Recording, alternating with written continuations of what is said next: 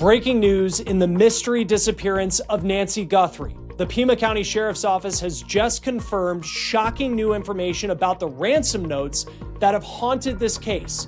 For the first time, we're seeing the actual ransom notes from law enforcement, plus a chilling development that police seem to believe this was no spur-of-the-moment crime.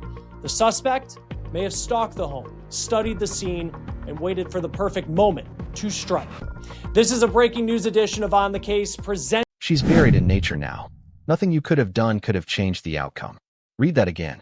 That's not a police statement. That's not a headline written by some reporter sitting in an office in New York. That's a note. A note the Pima County Sheriff's Office just confirmed is real, sitting in the case file of a missing 69-year-old grandmother named Nancy Guthrie.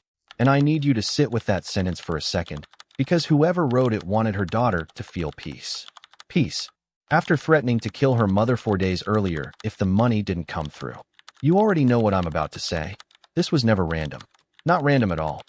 A big update coming in from the Pima County Sheriff in Arizona related to the Nancy Guthrie investigation. We are seeing for the first time from law enforcement the two ransom notes that were sent to media outlets at the beginning of all of this when Nancy Guthrie was taken from her home in the middle of the night, and also the sheriff raising some questions about when the videos were taken of that mysterious figure on Nancy Guthrie's front steps.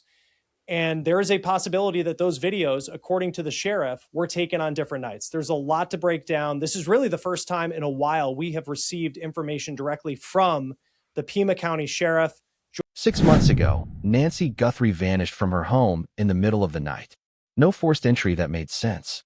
A doorbell camera that just so happened to malfunction, then get recovered. A daughter, Savannah, thrust into the worst nightmare a child can live through, forced to beg a stranger on camera to do the right thing. And for months, we were told to wait. Wait for the DNA. Wait for the FBI. Wait for the system to work the way it's supposed to work. And look, here's the thing though. The system had these ransom notes the entire time. They just didn't want you to see them yet. Now they have. And once you read them side by side, something breaks loose in your gut that doesn't sit right.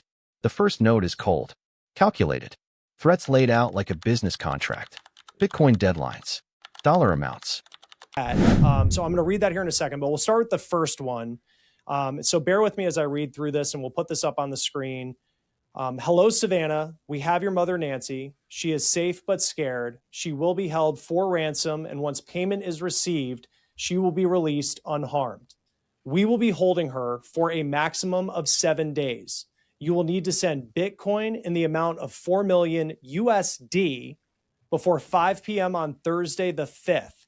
If payment is not received, the ransom will be increased to 6 million USD, which will need to be paid by 5 p.m. on Monday the 9th. Once payment is received to the Bitcoin address below, she will be released within 12 hours of deposit to a safe drop-off location back in Tucson. If payment is not received by the last deadline on Monday the 9th at 5 p.m., she will be killed.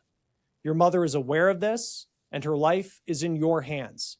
It is in the best interest of everyone to have this completed as soon as possible. You will not be able to contact me from here on out.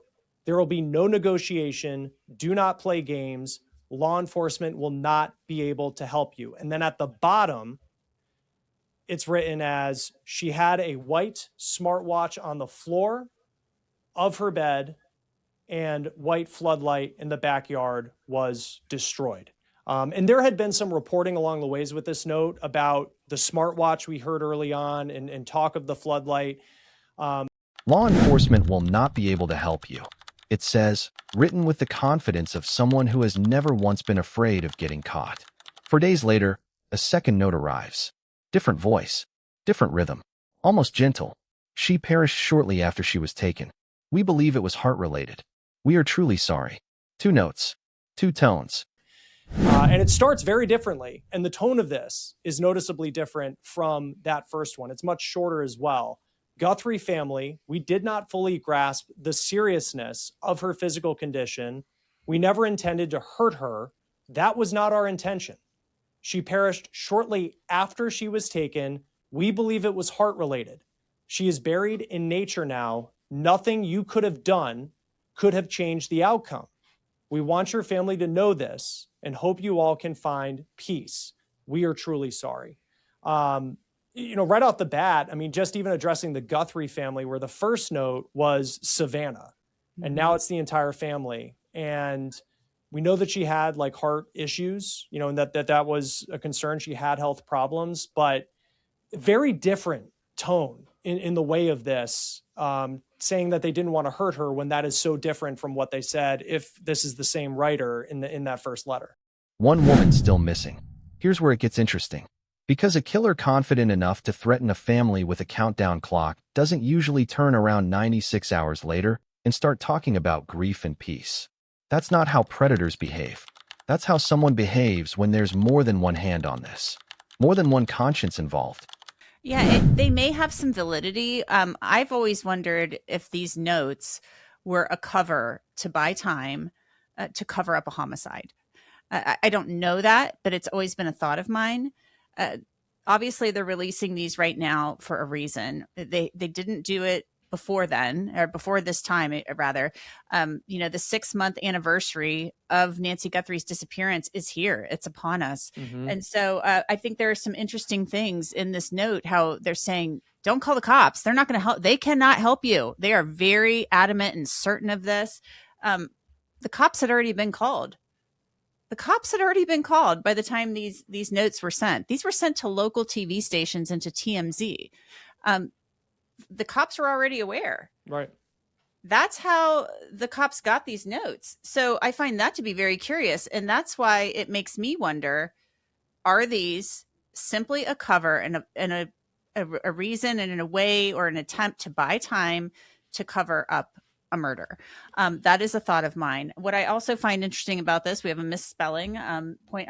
And that's the part they don't want you to think too hard about. Because if there's a second person, a person capable of guilt, that person is still out there, walking around, maybe going to church on Sunday, maybe standing next to you in line at the grocery store.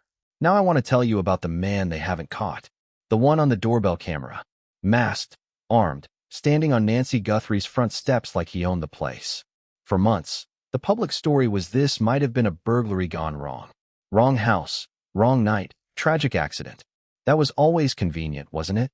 Convenient for a system that would rather call this bad luck than admit somebody planned this. Because now the sheriff himself is confirming something that changes everything. Those doorbell videos may be from 2 separate nights. This looks familiar. So I think that this could be them really trying to cast their line and see if anybody bites on this. And the other part of this press release that's making headlines right now are the videos and the images initially released by Kash Patel, the FBI director, of that person in a mask, seemingly armed, on Nancy Guthrie's front steps. And people may remember that this was video they said had to be extracted from, because Ring, if you don't pay for a particular service, it doesn't get saved to the cloud. It had to be extracted. So there wasn't a lot of information surrounding like when this video was taken. We know from times of when it was, turned off, but in terms of when that video and this person was actually on her front steps, like that wasn't clear. But now they're saying, quote, 2 videos recovered from Nancy's doorbell camera may be from 2 separate days. These videos are critical to our understanding of the unidentified male's behaviors and choices. They indicate he took steps to prepare for the event on the night of January 31st to February 1st, which is so chilling to think about this not being, because there's that theory out there of maybe they just hit a house, it was a burglary, and they didn't know that Nancy was going to be there. If this actually happened on 2 separate nights where they get this video, it shows that maybe there was more planning than some people thought when it came to targeting, and we don't know particularly Not one impulsive break-in, a dry run, a rehearsal. Someone came back to that house more than once, studied it, waited, and then came back again to take her. That's not a burglar. That's a hunter. I think that there was a lot of planning that actually went into this. That's my feeling. Just the fact that you would go there prior to the crime to case the place and see what you're going to be up against. I find that to be really interesting. And, there had been some reporting, as you said earlier, sourced reporting earlier in this case, talking about how the fact that there were people involved in the investigation that believed these notes were sent on, or that the videos rather were from different dates. So I think it's chilling, of course, as you say. The person, porch guy, that we've seen already on the videos, and we see that up close picture of him, the video, and the mustache through the mask. That's a cold operator, as far as I'm concerned. It does not seem, frazzled at all. The plants, reaching for the plants is obviously a very strange part of this, and makes no sense to me. But it screams to me premeditation and pre-planning. And so I don't think this was just happenstance. And again, it could be covering up for a murder. We just don't know yet. There's so much. And here's the part that gets me, honestly, and I don't say that lightly on this channel. I've covered a lot of cases, a lot of missing persons, a lot of cold files nobody wanted to touch. But there's something about a masked man standing on an old woman's porch, reaching toward her potted plants like he's got all the time in the world, that gets under my skin in a way most cases don't. Maybe because it could be anyone's mother. Maybe because it could be mine. I need you to stay with me here for a second, because this next part matters. Buried in that same press release is a detail law enforcement dropped almost casually. They're now asking the public to watch for people whose behavior changed around the time Nancy disappeared. Sudden anxiety, unexplained cuts on the hands, a sudden interest or a strange lack of interest in the investigation itself, sudden trips, vehicle cleanups. That certainly isn't breaking news, but they listed an interesting collection of ways, and this may be just the general way you put it out when you're looking for someone who may have been involved in a crime, but for the public to think about people, especially if you live in the Arizona, Tucson, Pima County, wherever it may be, and you see a change in the way that somebody acts, that could be a red flag, that maybe they had something to do with this. So I'm just going to read these off. They say a change in mood or displays of anxiety, nervousness, or irritability, a change of physical appearance, hair color or cut, growth or removal of facial hair, etc., unexplained injuries, cuts on hands, bruises, etc. During the period Nancy was last seen, normal routine changes like missing work, classes, appointments, sudden departures from the area around the time of her disappearance, vehicle cleaning or repairs, unexplained interest or disinterest in Nancy Guthrie's neighborhood, noticeable intense interest or disinterest in the investigation, or an unexplained knowledge of the situation, which you read that and there's a lot of it is kind of like we've seen that. And ask yourself, why now? Why 6 months in? You already know the answer, just like I know it. Because they're stuck. Because the tips have dried up. Because the only thing left standing between them, in this case going cold forever, is somebody's guilty conscience finally cracking. And this is the part nobody talks about. The note itself contains a mistake. A misspelling of the word received. Small. Almost nothing. Except handwriting analysts, linguists, people who study exactly this kind of thing for a living, will tell you that word choice, spelling, even punctuation carries a fingerprint. It's May. I think the fact that they're putting out to the public, they do write this in the press release. This is from the sheriff. They say, these communications reveal distinctive patterns of word choice, syntax, and phraseology that reflect the writer's unique linguistic style. They also provide valuable insight into the person's mindset, motives, and evolution of their tone over time. The sheriff's own office admitted these notes reveal, quote, distinctive patterns of word choice and syntax that reflect the writer's unique linguistic style. Translation. Somebody out there is going to recognize how this person talks. Somebody already has a suspicion they haven't said out loud yet. But here's the unanswered question that's been sitting underneath this entire case since day one, and nobody in that press conference wants to touch it directly. If law enforcement truly believes this was planned, scouted, executed over multiple nights, why did it take 6 months to even confirm that publicly? Why did the FBI and the Pima County Sheriff spend months, by their own admission, not fully aligned, arguing over who was leading what? Yeah, and that's what it's going to take. The guilt has to be eating away. If the second note is authentic, buried with nature, I'm sorry, there's nothing you could have done. The guilt has to be eating away at somebody. And that's who they're talking about with what you read before. The changes in behavior, anxiety, sudden interest in Nancy Guthrie's neighborhood, and then it goes away. I mean, the guilt may very well be eating somebody involved in this alive. And that's what they're hoping for. And you're right. Everybody has been involved in this, but I think they're may have been some missteps in the very beginning.